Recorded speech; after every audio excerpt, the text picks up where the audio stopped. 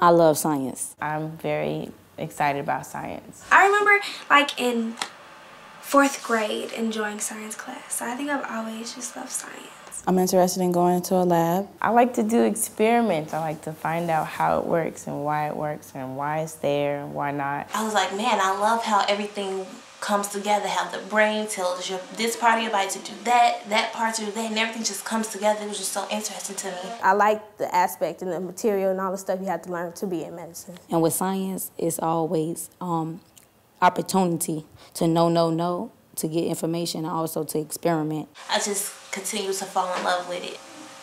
I would describe myself as a 16-year-old girl. I enjoy science.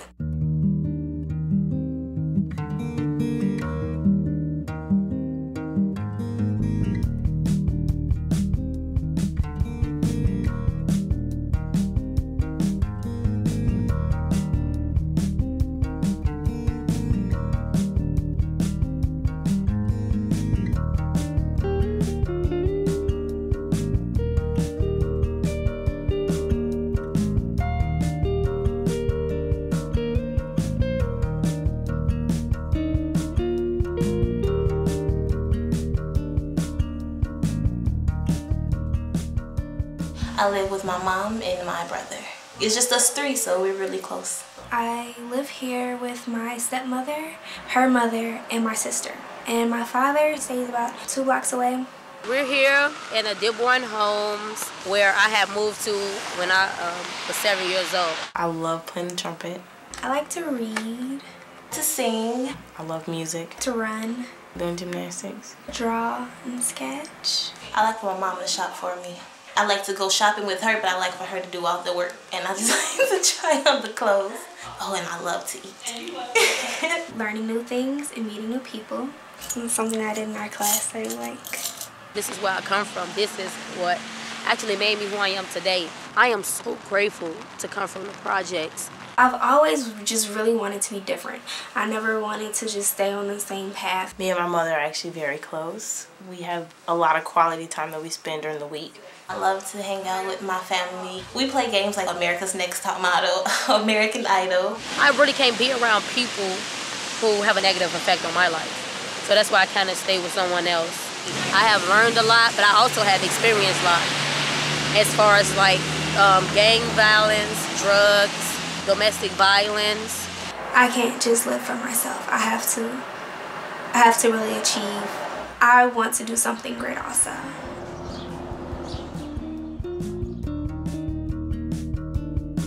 Young Women's Leadership Charter School is an effort within the charter school framework to demonstrate that a non-selective school for young women who might come to high school underprepared, who have no pre-existing interest or focus on math, technology, or science, can have a series of experiences and engagements that prepare them for considering careers in science, technology, and mathematics. How do you get them to envision their own capacity to be something other than a waitress or a clerk in a store? The kinds of jobs they run into in their own lives and see. How do you get them to understand that there are millions of possibilities that they've never considered?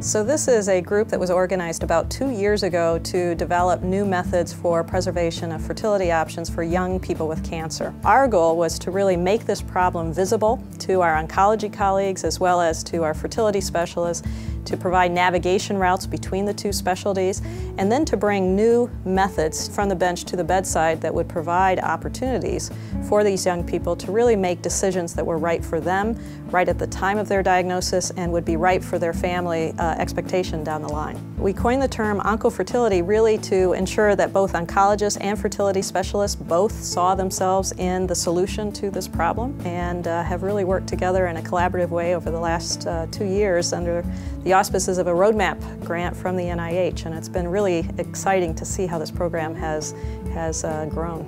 As is typical of charter schools, we receive many invitations for our students and staff to visit and meet with various organizations. I was invited by David Weinberg to go to an Economic Club of Chicago event where he was highlighting Chicago scientists. So several years ago, when the girls were invited to go to a Women in Science luncheon, the college counselor selected a group of young women and they went. And they were seated at my table. And at that event, I talked with the girls and asked them, you know, what were their career aspirations, what did they want to do? And I noticed that none of them really wanted to go into science or medicine, which is true of many girls in high school. And I got up and gave my talk, and then when I came back, the girls were so excited about what we were doing that I realized that what they needed was really just a spark. I formerly was the biology teacher at Young Women's Leadership Charter School and the science department director. We ended up talking about this idea of encouraging more girls to go into science. Both of us said, well, what could we do together? And one of the real phenotypes of Megan that I just love is that she's ready to do anything. If she thinks it's going to help the educational mission of her girls, she's ready to do it. And so at that first meeting, we kind of brainstormed about different things we could do. We went away from that meeting not quite having the perfect mix. The next day or so, I thought, well, why don't we just bring them to Northwestern and bring them to the lab and introduce them to the kinds of things we're doing. So I called her back, and she said immediately, yeah, let's do it. So the Oncofertility Saturday Academy is a science program that is for high school girls, and it's an opportunity for them to come into laboratory and clinical settings to work one-on-one with clinicians and doctors to explore the field of science and to determine if they want to go into that career. The partnership is to ensure that these girls who are in this very deeply invested educational environment at the charter school have an opportunity to see a real-life college setting and can also have mentors who they can aspire to be like. We also have these after-school workshops which are held at Young Women's to prepare them for those sessions at Northwestern. Well, girls, welcome to the Joseph program. I'm really interested in science and a science career, so I feel like being able to learn about what they're doing at Northwestern will help me decide exactly what I want to do for my career. I'm just going to take roll call right now, just to make sure we have everyone present, all of our future scientists, doctors, engineers. Kayla Miles. Hello. Ariana Minor. I'm participating in this Joseph program because I'm very excited about science. I actually like learning science. I like the experiments that goes along with science and chemicals. So. Cassandra Davis. I'm participating in the Joseph program because it's very beneficial, and it opens up, basically, oh goodness, I'm already messing up. Well, my sister persuaded me, among other things, but I think it's a good program to just learn about. It's something different, something new, like oncofertility. That wasn't a real word, but I learned about it in the meeting, and I thought it was fun, interesting, and it has engineering aspects about it, and that's what I want to go into, mechanical engineering. So I got involved with the Joseph program because I'm very interested in science, and I'm interested in going into a lab. I've been working in the lab for like almost a year now, and I want to go back to the lab, and this time I'll be going back to Northwestern University. It's like you get a real college experience. We have pre and post tests to determine how much they've learned about the field of oncofertility. So the after-school workshops are one to administer those assessment tests, and also to prepare them for giving them background information, scientific vocabulary that they'll hear when they come to Northwestern for the 8-hour session. One assessment is just about your attitudes towards science. And the second assessment is your understanding of the field of oncofertility, reproductive sciences, and cancer biology. We know that this is a new field, and you may not know many of the answers to that question, but we just want to get a gauge of how much you do learn over the course of the program. So, on Saturday, what time do you guys have to be here? 7:15. 7:15. Arrive here at 7:15 in the morning, okay? You'll get on the bus, and that bus will take you to the Chicago Northwestern campus. You'll be dissecting a mouse at that time. Yes. And you'll compare the reproductive anatomy of a mouse to your own. So we're doing this on the first day? This is the first day. So this is a jam-packed day.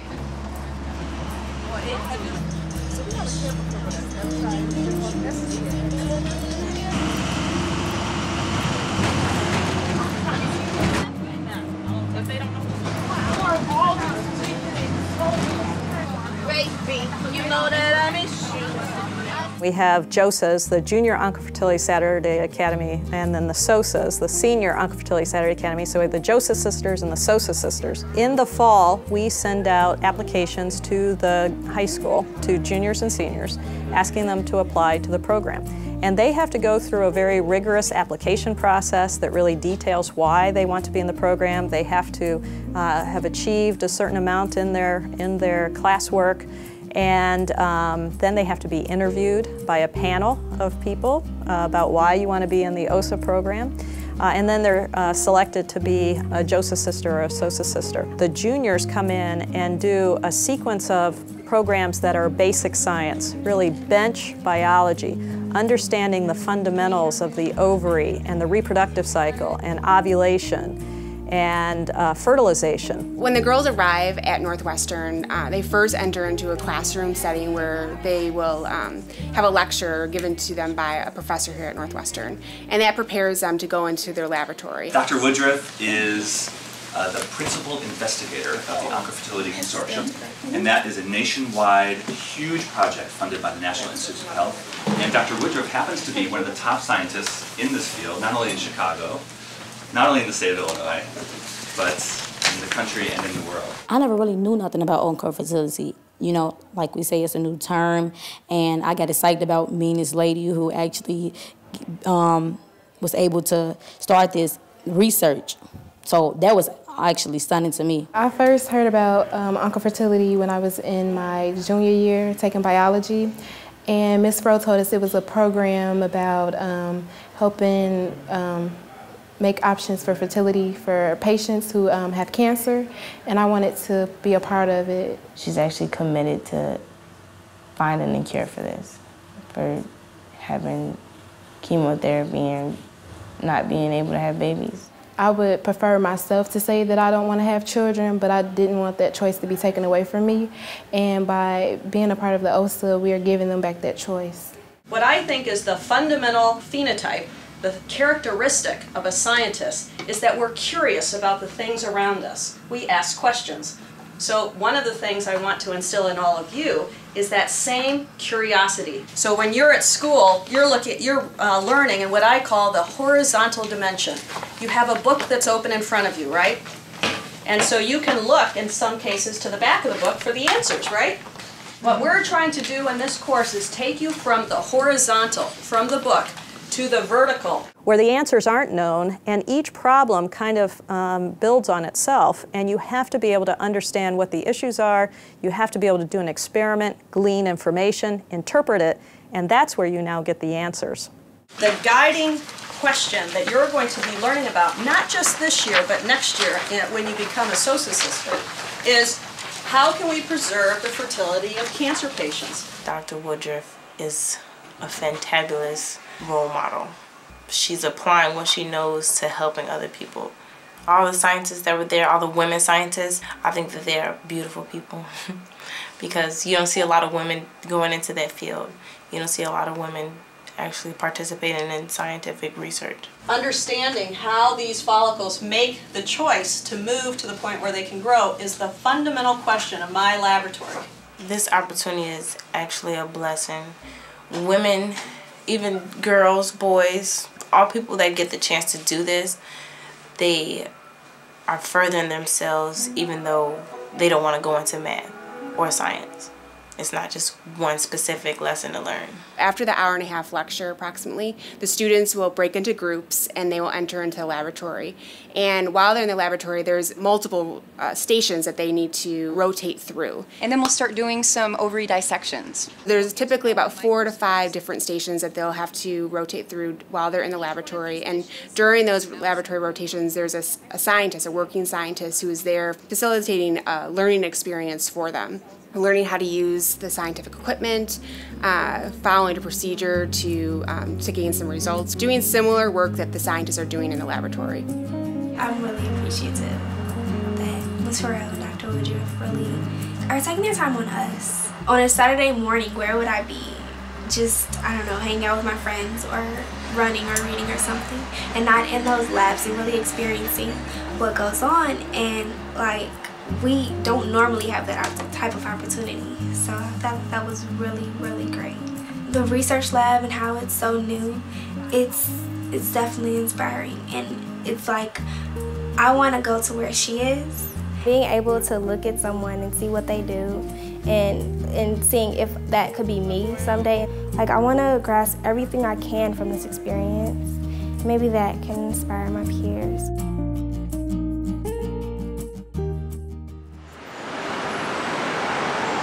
What would you say is the best treatment option? Chemotherapy, hormone therapy, radiotherapy, or surgery? When they move to the senior program, the SOSA program, they're doing clinical medicine. They're using that foundation of the basic science to apply it to a patient who either has a fertility problem, who has a cancer diagnosis, or who has both. With OSA, that really solidified my career goals. When we went into the research labs, I was like, oh, I love this. Working with the scientists really made my decision definite because I didn't want to go home. Down to the leg. This is the tube that drains urine from the kidney, and that electric current hits the tumor and it explodes the cells. Yeah. Oh, that's so cool. So sweet. That controls the surgical instruments inside the patient. So when I do robotic surgery, outside of putting in the ports and connecting the cart to the patient, I never touch the patient again until the surgery is over. Never touch them because I'm doing the surgery with this.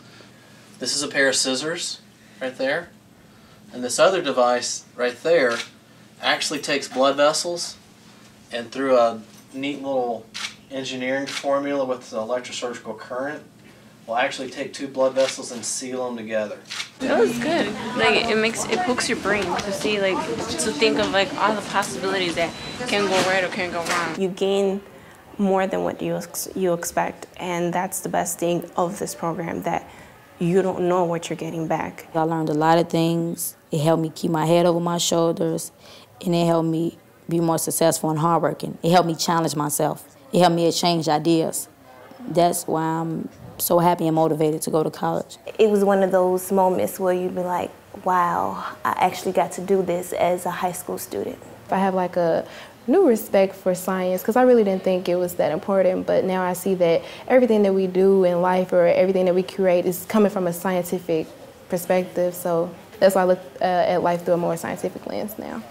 OSA has allowed me to see life as a scientist, and so with that, I kind of feel that I have a heads up going into college, knowing that this is what I want to do, knowing that I really want to pursue science, and I've done things that other grad students or other undergrad students haven't done, like work with the Da Vinci. I feel like it has allowed me to grow that way as far as seeing what life is like as a scientist and working in the research labs. I just feel blessed to be able to take part in research that's kind of in the process right now. You know, we're being a part of history in the making. I think I probably won't even know it until I'm in college, what I've actually gained. But I think one of the greatest things that I've gained was actually the knowledge. I go to school and I go to the doctor and they're surprised, they're stunned that I actually know this. And it makes me feel good about myself that I'm not just a girl walking in the street not knowing what's happening in science, but it makes me feel secure about myself that I don't have to be a doctor to know what's happening in the medicine world. This experience has definitely impacted every girl who walked in. I can speak on every girl's behalf when I say that you didn't walk out the way that you walked in. You want to hold it like this, close, and then you want to pass it through these little loops from one hand to the other. Okay, yeah. Pass it through another one, good. Oops, yeah, there you go. Grab it with your other hand. Close, close. You didn't kill anyone. Yay! Good job.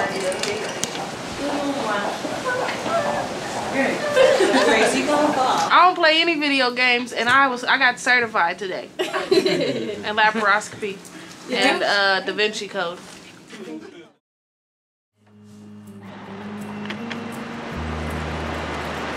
What we're doing today is technically being like a medical student for a day. So we're gonna be paired up with other lab students. So we're gonna learn how to take heart rate, blood pressure, pap smear. I'm ready. I practiced in the mirror. So Doctor for a Day, each high school student is paired with a medical student, and they interact for the entire day. And we call that a near-peer mentor relationship. Because they're near in age and within 5 years apart, the girls can relate in ways that the student can't relate to a scientist or a doctor. Doctor for a Day, I think that one topped it off for me. It was like the cherry on top. I liked it a lot because I'm doing an EMT program. And so what I was learning in my EMT classes, I could actually apply to what we're doing in SOSA, and I love that what I was learning, I perfected it, that I know how to take a blood pressure faster now, that I know how to distinguish the sounds of a heartbeat. That had to be my best experience ever. It's the highlight of the program when the students have this opportunity to meet someone who is very near in age to them, has many commonalities, and someone that they can relate to. When girls get into the laboratory in a mixed sex setting, the boys will oftentimes be the one that step right up. Some of the girls are kind of hanging back. And I think the first thing that we've taught these girls is to step right up, to get right in there, to ask the questions, to be, not fearful of being able to attack a problem. I think it's because of the setting that the scientists and the professors create here for them. And I think that provides them with a sense of empowerment, and they are becoming the leaders of their peers back at school. I think they've seen templates of the kind of people that they can be, and having people that they can aspire to, I think, is important. These are young women who have the capacity and the desire and the passion to solve problems, to make contributions, to be someone. Discolorations, exactly. Discharge. Any dumps. Lumps, bumps, dents, exactly. After they finish their menstrual cycle. Right, and why? To see if there has been any changes. Developmentally at this stage in their life, in their mid-teens, as they're considering their life path, being able to actually imagine themselves being successful in fields that have not yet been charted, that's just something that on their own, only very few of them would actually think of. So you can have a Jennifer Hudson come from the south side of Chicago, but will you have a Teresa Woodruff? Like, that's not the image.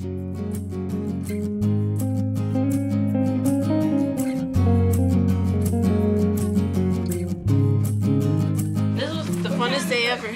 This day was so much fun. Yeah. We should have like 4 more times or so. From that very first meeting where we had all the parents and aunts and grandmothers and sisters and brothers come, we've had a cohort of parents and brothers and sisters and all the rest really engaged in this program. And these parents said, I wish my high school experience had been that way. I wish I could have learned in this way. And I wish I could go into this program and actually learn what she's doing. So this year we built a full day called POSA. The parents were invited. We had 67 parents, guardians, aunts, grandmothers, brothers come to Northwestern, and we had them go into the laboratory. They had on lab coats, and in fact they had to ask the same kind of questions that their daughters had asked in previous Saturdays. They come from a variety of different family backgrounds. So having the opportunity for them to share this program with their parents and provide an opportunity for them to even communicate with their parents about what they're doing. I think it means a lot to the student to see that their parents really care about what they're doing and their successes and their new knowledge that they've gained in science. Knowing that I have all this support from everybody, it pushes me to do it. You know what? I can do it. It's going to be hard, but hey, I have to stick through it. And I think that was a big help, and it is a big help. I don't think that you can really be successful during school, in high school, and any other social activity if you don't have the support of your family. And with the support of my mom, it just really gives me the extra push to continue because I know that I have her to lean on. My mom has definitely given me the tools I need to succeed. She's taught me how to be a young woman, how to behave, and how to just go about life. He is right here on prom. I made a fashion statement, I guess. This is my dad. He's bald, and this is my mother. As you can see, I really don't get along. But I was happy at the moment. This is my grandmother, and this is my first cousin grandmother. She raised me. When my mother had me, my mother was 19. This lady, she took me and she raised me until I was 6. Her name Rosemary Williams, and I can't wait to get financially stable to take care of her. Many of these girls, you know, have very strong families, mothers, fathers, traditional family structures. Many of them don't. And so we want to ensure that the structure that these girls have is involved. And if they don't have a structure, that we help provide that. I reapplied for OSA because I knew that I would have this home. My dad always says, how's it go? Once a job is once begun, never stop until it's done, be it great or be it small, do it well or not at all. And he's always said, do your best, do your best. My mom has always taught me, Akila, you're so intelligent, use it. Be something great and succeed. And I've always just known that I need to do my best and I need to show what I can do. Hey, we got another job for you. You're the official ice cream maker lady now. So now you're the bird lady, the plant lady, the sweep the porch lady, sweep the front lady, and the ice cream lady. Wow. Lady, that's all. I just retired after 30 years at UIC, and I was an emergency room nurse. When I've talked about nursing to her, she's not that interested. I think she's just a child that has a mind of her own, and which is great, you know.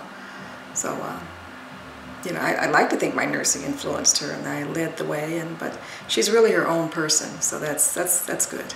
This was a corridor of communication. This is something that they experienced together. And, you know, if you're a parent of a daughter who now has aspirations for science and medicine or engineering, and you yourself are not in that field, no matter whatever walk of life you're from, it's a little challenging. It's a little daunting to say, yeah, my daughter wants to be a biomedical engineer. Well, what does that actually mean? And so I think what we did through this Parents' Day was to help demystify what it is that the girls are going to be experiencing as they go through that freshman and sophomore year on the way to whatever their career destination might be. I think what this did was it changed the playing field for these 30 girls and their parents to talk in a different way about what their career aspirations were, or to be able to think in a new way about what their horizons might be. And that, I think, is one of the real changes that we noted, and why I think bringing the parents in was really exciting. My dad has been behind my back ever since he went to the first POSA. And he's always told me, well, you know what, now that I see what you're doing in Saturday classes, I think that this is the best, and this is really going to help you become a better student, and you're going to be so much better than the other girls. And I raised them in such a way, because I didn't go to college either, but I raised them to be independent and to be, know how, to be able to go where you need to get the information. These are many first-generation students, and so you're a first-generation student. Nobody in your family knows what it's like to go to college, and now you're saying, I want to go to college. So that can be really scary as a parent. It can sometimes exaggerate a gulf because you, as a parent, aren't able to say, well, when I remember when I went to college. And I think that changes the dialogue when they can say, well, I remember at Northwestern they told us. They gave me a lot of information on when she get ready to go into college, what I can guide her into, because SHAQUITA is going to be my first child going to college. So they did. They gave me a lot of information. And at this time, all the parents hold up their algae beads. They brought back down with them some of the reagents that they had made in the laboratory, and the girls all were grabbing them and saying, did you do it right? I used to be a grandmother. Now I'm a mother, and I'm 70 years old, so I need your help, and thank you very, very, very much. That was fabulous, to just watch the excitement on the kids' faces, to watch the excitement on the parents' faces. Even my ex-husband was like, wow, this was really, really nice. My mom, she loves it, and she was just so excited learning how to make alginate beads and stuff like that. She was just like, wow, I wish I could have did the whole program with you. She's just like, well, now I understand where you're coming from, and I have so much respect for what Dr. Woodruff is doing. I think that's very cool that they actually got to come in and see what we did. That was a real success. The parents really could have, again, a great conversation with their daughters. They understood what they were doing, and I think we'll continue that program long into the future. In the fall, I plan to attend Spelman College in Atlanta, Georgia, and I'm going to major in biology. I chose Spelman because they're #1 for black women in the medical field, and they are known for their commitment to excellence and service, and their women are very well respected around the world. You know, when someone asks you what school are you going to, you say Spelman, they say, oh really? You must be a really smart girl. I don't know anyone in Atlanta, so everything is from scratch. I'm excited and scared at the same time because I'm used to being with my family all the time. I've never been on my own. But I feel that home will always be home, and in order to really grow up, you have to learn how to be independent on your own. I'm sick. Each time I think about it, I'm thinking about falling into tears. It's just so far. I mean, I'm happy and sad at the same time. Happy and sad at the same time. I refuse for SHAQUITA to have a job because for studying is the #1 job. So I guess learning from how I was raised, I've raised her totally different. Education is first and foremost. Nothing else is before that. I'm terrified. I am. She's going so far away that I'm not able to get to her. Leaving home is, period. It's going to kill me. I just told her, you're going to go to college. I don't know what you're going to do, but you're going to go to college. And it was funny because I started drilling that in her like 4th grade. And then it hit me somewhere around 6th grade. You need to get your degree if you're going to tell her. I actually just got my bachelor's degree last June 14th. I'm going for my master's now in educating adults. So how did your mock interview go? Asked me how would it be if I traveled outside of the state, and what does my family say about traveling outside of state, and I told them that you want me to stay here. So how do you feel about going far away from us? I think I'd be fine. Like, I used to live in so many states, but I could come home all the time. Not if you go to Washington, D.C., you won't. We'll see you at Christmas. How about New York? We'll see you at Christmas. Maybe. We'll support you no matter what you do. I mean, that's what life's all about, isn't it? Doing what makes you happy. I have a little brother who's growing up, you know, around my family, which is, I think, is real, it's kind of like scary to me. So my goal is to like hurry up with college, get in his life, get him in a good school, and raise him.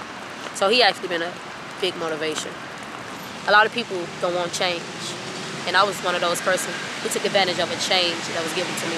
I feel so good and honored, and I feel smart. I feel like I can do something. I feel like I can help a change. She's going to branch off and do her own thing and make me very, very proud. I said she's the child that's going to go away and totally find herself. I just want her to be happy. You know, we push our kids and we push our kids and we push our kids and we apply so much pressure to them that they don't have the same ethics that we had growing up. So I think that there's a lot of pressure on them. So if she can go out and just find her way in the world as far as being happy and balancing, you know, work, job, career, and fun. Ariana, I might sneak in your suitcase when you leave because I don't want you to go. I want to inspire the girls, get them excited about science, and but in doing that, I wanted to take them outside of the classroom and to really connect them to what's really happening out in the science field. This year we really wanted to have something spectacular for the seniors, and you know, we decided to come to my house and have really an event that would just celebrate the family, celebrate being a SOSA and being together. They start trusting you, and they'll start sharing their stories, and you just can build a relationship with them. And I think it's through that relationship that you can really have an impact, not only in the moment, but like long term. Megan is the OSA mom. So they really see her as the person who's the glue, and she's the one that really helps them relate between a high school environment and a college environment. Woodruff. W is for wonderful, O is for Oncofertility. From OSA to Joseph to Sosa. It has been compulsive. It takes a kind soul to do what you've done. You watch us grow from students to scientists. You're a beautiful gem and unique treasure that could never be replaced. R is for resourceful, U is for unifying, F is for fabulous, and F is for the future. A collaborative effort between Northwestern and YW. That's why it's so much love. You will always be the teacher with a special place in our hearts. Love, Sosa Sisters.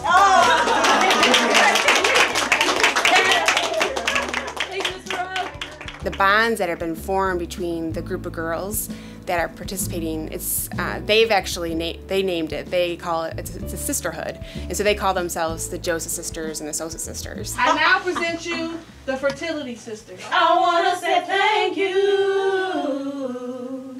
for being in my life. I want to say thank you, and we'll miss you. So I really feel this is a critical time in the girls' lives where they need to make a decision about what path they want to go on to. They're going to be entering college and they're going to have to start choosing a degree. And I really feel that this program supports that transition. Megan Farrell, I love her. She helped me with everything. Jadea, you're going to make it there. You're going to be successful. I know that. Just all those people, from my classmate to my principal to everyone. My support system at home, where I come from, it's not really that striking. So my school is my home. I'm just so grateful. I'm grateful for the program. I think that's one of the unintended consequences of this, is that we've all come together as a family. And then I have to say to Megan, who's my sister, enough said. It's not automatic that you get to be a SOSA. You have to reapply to be a SOSA. And the girls were sitting around with Megan, and Megan was telling them about the program this year and the things that were being done differently. And one of the girls was sitting to the side and she was very upset. And she said, Ms. Farrow, I'm not sure I can be a SOSA sister this year. My grades are not so good, I'm really struggling. And the girls all went over to her and they said, we're gonna do it together, And they said, we're gonna help you. You'll be a SOSA sister. So I think those are the things that really bring it all together for all of us.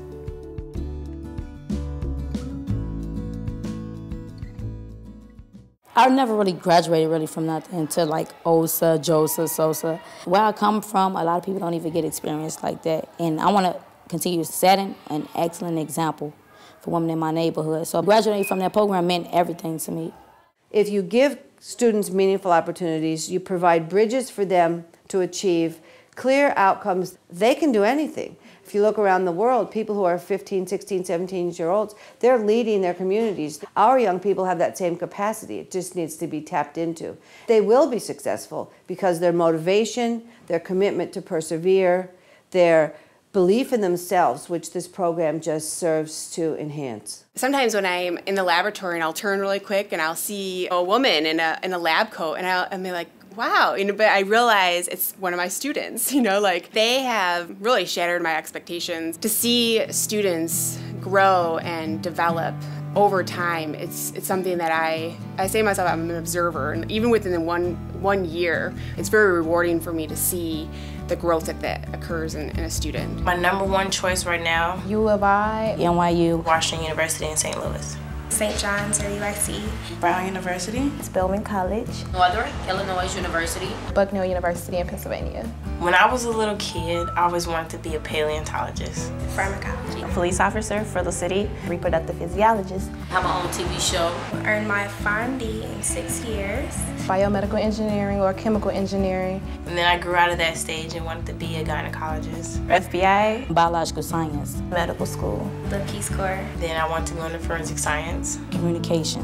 And I wanted to go to Benin and help with the healthcare system there. Paramedic. And that's when I thought about biomedical engineering. Create a place where youth can just come and get the resources that they need to protect themselves and make knowledgeable decisions. I can't wait to read about them. I look at all our girls and I say, there's the next Surgeon General, there's the next president, or, there's going to be a girl who's going to solve the problem of climate change or is going to be able to eradicate HIV. I walked into OSA as a student, but tonight I walk out as a scientist. There are times when our light goes out.